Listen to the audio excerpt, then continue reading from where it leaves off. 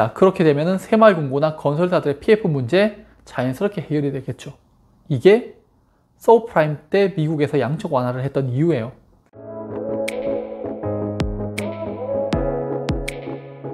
반갑습니다. 청춘부동산입니다. 이번에 윤석열 정부에서요, 신생아 특례대출로 1%대 금리 상품을 내놓았죠. 이거 부동산이 오를 수밖에 없는 상황을 만들어 놨고요. 무주택자분들 긴장하셔야 됩니다. 특례보금자리로는 그래도 4%대 대출이었잖아요. 그런데 저출산 지원이라는 명목 하에서 1%대 대출 금리로 지원을 해주고 있는 거예요. 우리 문재인 정부 때 코로나로 재난지원금이라는 이름으로 엄청난 돈을 풀었었고, 그로 인해서 부동산이 급등했는 거 경험해 봤잖아요. 이번에 윤석열 정부의 신생아 대출 또한 또 그럴 수 있는 상황이 만들어졌는 거예요. 그러면은 오늘 신생아 대출이 왜 부동산 가격을 상승시키는 요인인지 설명드리도록 하겠습니다. 우선 신생아 특례 대출은요, 소득 규모가 1억 3천만 원으로 더 증가를 합니다. 즉 대출 혜택을 받는 사람들이 더 늘어났다는 이야기고요. 대상 주택도 6억 원에서 9억 원대 주택으로 더 증가를 하죠. 대구 같은 경우에 태평로나 동대구권역 일대 5억 원에서 6억 원 사이에 거래되었던 아파트 매물도 많았었잖아요. 앞으로 이 정책의 혜택을 받게 되면 6억 원 이상 올라갈 수 있을 겁니다. 또한 6억 원에서 8억 원대 아파트들의 거래량도 더 많이 증가를 하게 될 거고, 그러면은 가격 상승이 될 수밖에 없는 그런 요인이 되는 거죠. 또 대출 한도도 5억 원으로 1억 원 더 증가를 하는데요. 대출 금리는 더 낮아지고 있습니다. 대출을 받을 수 있는 조건도 더 좋아졌고요. 대출 금리도 더 낮아졌는 거죠. 혜택을 많이 받아갈 수가 있다는 겁니다. 그럼 왜 신생아 특례 대출이 주택 가격 상승을 이끄는지 설명을 드리도록 하겠습니다.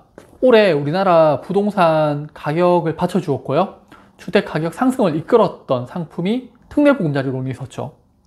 10월 말까지요, 41조 원이나 공급되었고 내년부터 없어진다고 합니다. 자, 폭락론자들은요, 특례보금자리론이 없어지면은 이제 부동산 가격이 하락할 거야 라고 주장을 하지만은 맞는 말이에요. 그런데 윤석열 정부에서 거기에 걸맞는 26조 원이나 되는 자금을 풀어버리는 신생아 특례자금 대출을 가지고 왔는 거죠. 아이를 가질 예정이신 분들 또는 가진 분들은 제 생각에는 거의 대부분이 이 대출을 이용할 것 같은데요. 금리가 1%밖에 안 하잖아요.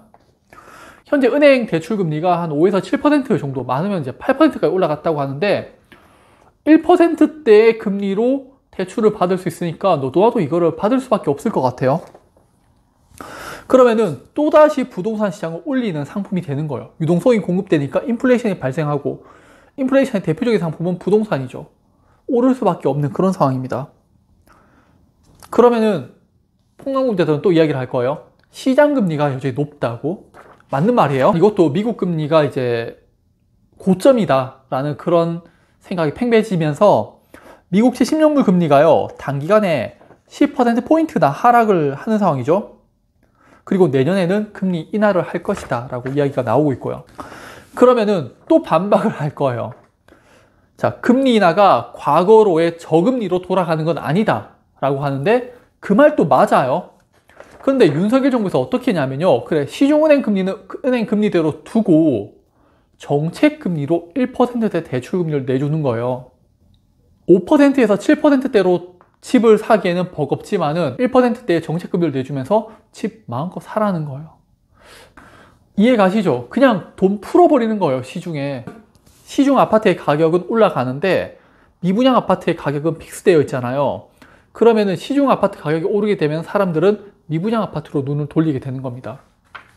자, 그렇게 되면은 새마을금고나 건설사들의 PF 문제 자연스럽게 해결이 되겠죠.